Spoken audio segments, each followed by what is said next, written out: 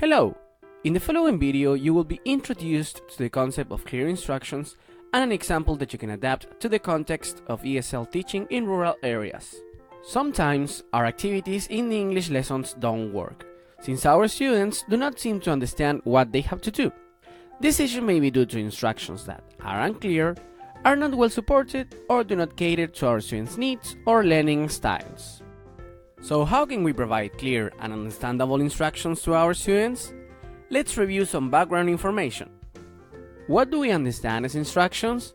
They are the directions given to introduce a learning task that implies some students' independence.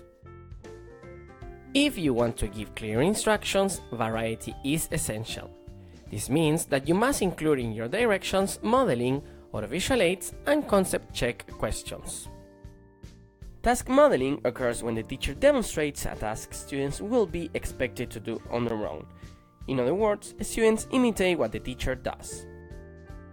Providing your model visual, auditory, kinesthetic, and tactile aids for illustrating important aspects of the concept, skills, or the task.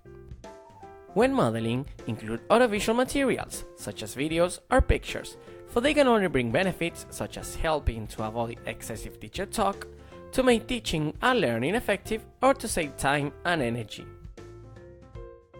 Concept check questions, also known as CCQs. They are questions asked to check the understanding of difficult aspects of the target structure. Let's review a set of basic tips for good CCQs. Be cool. Use simple questions with no difficult language required to answer the questions. Example: which color will you use, red or blue? Don't use unfamiliar grammar or vocabulary in your questions. Use as many questions as possible to check various aspects of the language and to include as many learners as possible. In order to give clear and understandable instructions, these are some key elements you must consider. Prepare your instructions and think if they are appropriate.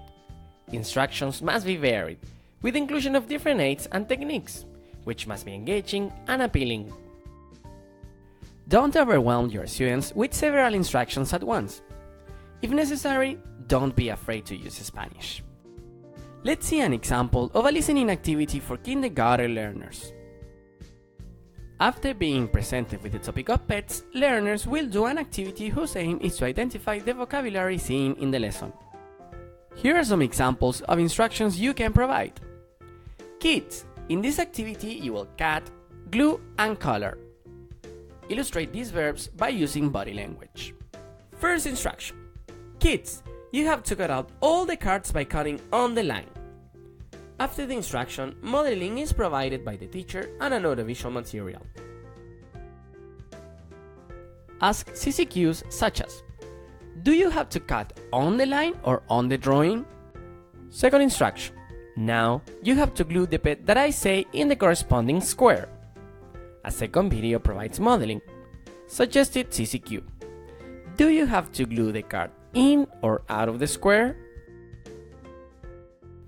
Check that students are ready once all the pets have been set by telling them. If you have finished the whole activity, thumbs up. Final instruction. Kids, now it is time to color.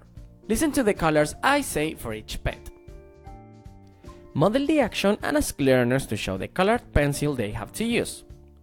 Ask CCQs to some learners at random. Once you are certain that learners have understood the instruction, the final part of the activity starts. The activity, hence its instructions, must then include use of audiovisual aids, modeling, use of body language,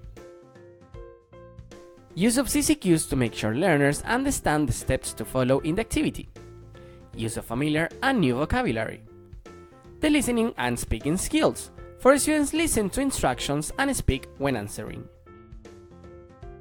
In order to give clear and understandable instructions, a teacher must have several aspects in mind. Let's review some key points to achieve this. Instructions must be clear, comprehensible, and concrete, regardless of the student's age or learning stage. Pictures, videos, or even our body are resources we can use when giving instructions. Always have in mind that you need your students' attention when giving instructions. Make sure you always have a plan B. It is advisable to have a set of aids that you can rely on.